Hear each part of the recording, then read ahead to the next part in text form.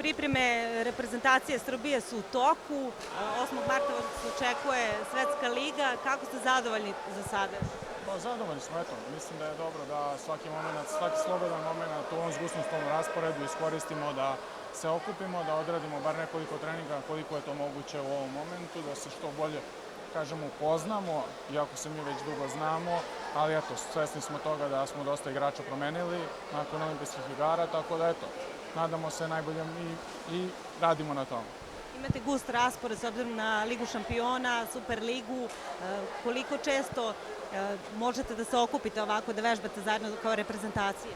Pa evo, s obzirom na ovu nastavu situaciju gde se pomerilo prvo svetsko prvenstvo, prvenstveno je prvovikno u stvari je bilo otkazano, nakon toga smo se prebacili za Budimpeštu, tako da veoma je zgusnut raspored.